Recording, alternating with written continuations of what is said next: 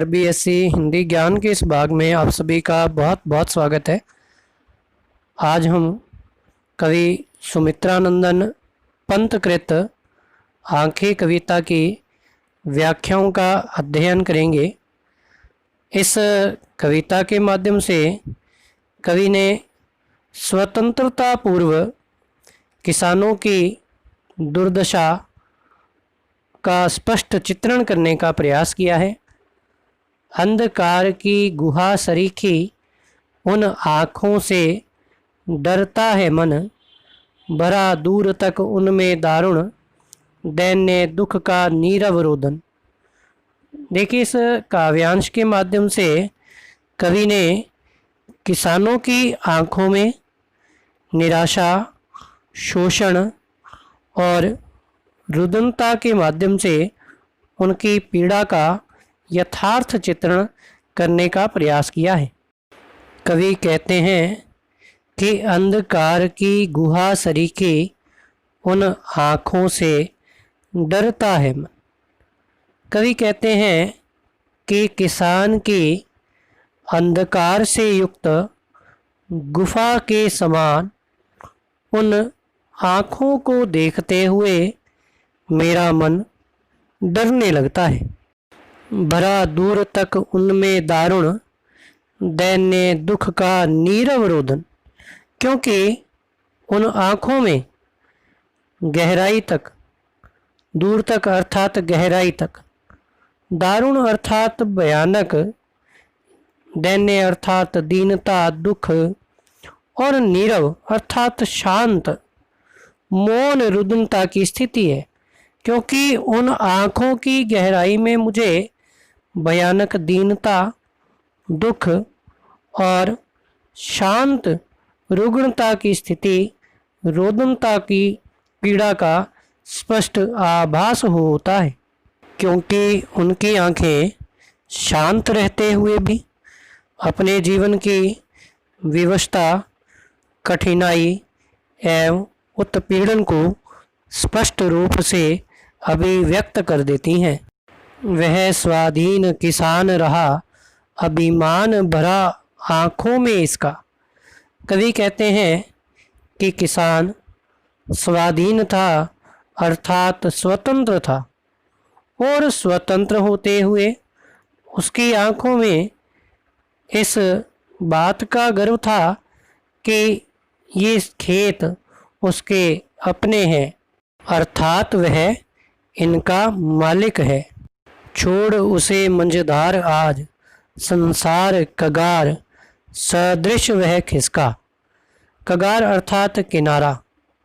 कवि कहते हैं कि आज स्थितियां विपरीत हैं, इसी कारण आज किसान को मंझधार में अर्थात कष्टों में व्याप्त हुआ देखकर संसार भी उसी प्रकार हो गया है जिस प्रकार नदी के मध्य में डूबने वाले व्यक्ति का कोई सहारा नहीं बनता।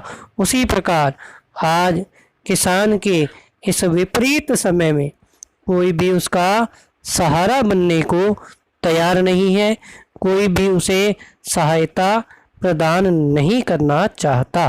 यदि विशेष की बात की जाए तो दारुण दैन्य दुख में अनुप्रास अलंकार का प्रयोग हुआ है। कवि ने खड़ी बोली हिंदी का प्रयोग करते हुए सरल शब्दावली में काव्य रचित किया है। लहराते वे खेत दृगों में हुआ बेदखल वह, अब जिनसे हंसती थी उसके जीवन की हरियाली जिनके तृण तृण से। तृण तृण अर्थात तिनके तिनके से। देखिए, इस काव्यांश के माध्यम से किसान अपने लहलहाते हुए खेतों को स्मरण करता हुआ सोचता है कि कभी वह उनका मालिक हुआ करता था और स्वाभिमान पूर्वक जीवन जीता था। लहराते वे खेत दृगों में हुआ बेदखल वह अब जिनसे। कवि कहते हैं कि किसान की आंखों के समक्ष अब भी उसके खेत लहलहाते हुए उसे प्रतीत हो रहे थे, जिन खेतों से वह ब्याज पर प्राप्त की गई धनराशि के कारण बेदखल हो चुका था, अर्थात जमींदार द्वारा जिन खेतों को छीन लिया गया था। हंसती थी उसके जीवन की हरियाली जिनके तृण तृण से, के उन खेतों में लहलहाने वाली फसलों के तिनके तिनके में किसान की प्रसन्नता, खुशी, उमंग लहलहाते हुए उसकी प्रसन्नता के रूप में सदैव अभिव्यक्त होती रहती थी। आँखों ही में घूमा करता वह उसकी आँखों का तारा, आँखों का तारा अर्थात पुत्र, कारकूनों की लाठी से जो गया जवानी ही में मारा। कारकून अर्थात जमींदार के कारिंदे किसान की आँखों के समक्ष उसकी आँखों का तारा अर्थात उसका पुत्र सदैव घूमा करता था, जो जमींदारों द्वारा हठ किए जाने के कारण अर्थात अपने ही खेत से बेदखल होने की स्थिति में विरोध प्रकट करने के कारण जमींदार के लठैतों के द्वारा मार दिया गया और अपनी युवावस्था में ही ईश्वर को प्रिय हो गया। अर्थात किसान निराश होकर सदैव यही सोचता रहता। देखिए, विशेष के अंतर्गत बिंब प्रदान योजना का प्रयोग किया गया है। बिका दिया घर द्वार महाजन ने न ब्याज की कोड़ी छोड़ी, रह रह आँखों में चुभती वह कुर्क हुई बरधों की जोड़ी। इस काव्यांश के माध्यम से कवि ने यह अभिव्यक्त करने का प्रयास किया है कि महाजन द्वारा ब्याज में धन लेने के कारण जब किसान उसे नहीं चुका पाया तो उसके परिणाम स्वरूप किसान की क्या दुर्दशा हुई, उसका यथार्थ चित्रण यहाँ किया गया है। बिका दिया घर द्वार महाजन ने न ब्याज की कोड़ी छोड़ी।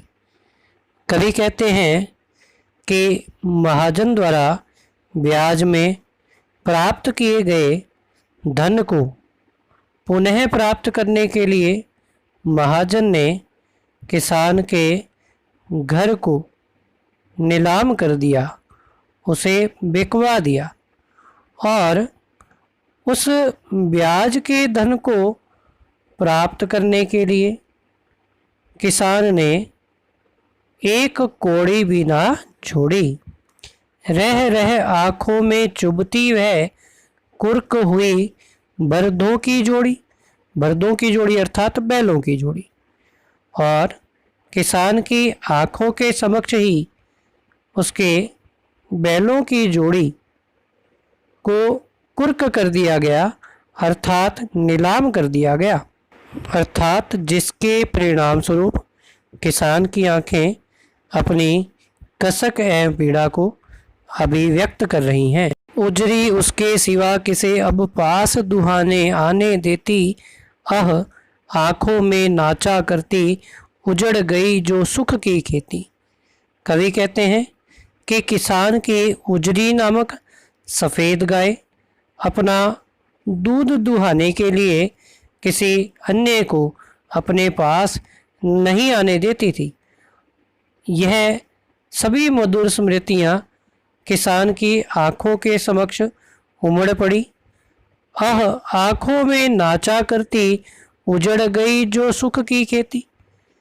किसान सोचता है कि उसकी सुख की खेती अर्थात उसका सुखमय संसार अब उजड़ गया है और इसकी दुख एवं विवशता की स्थिति उसकी आँखों के समक्ष सदैव उत्पन्न होने लगी। विशेष के अंतर्गत कह सकते हैं कि रह रह में अनुरुक्ति प्रकाश अलंकार का प्रयोग हुआ है। आँखों में नाचा करती उजड़ गई सुख की खेती आदि शब्दों के माध्यम से लौकिक शब्दावली का प्रयोग यहाँ किया गया है।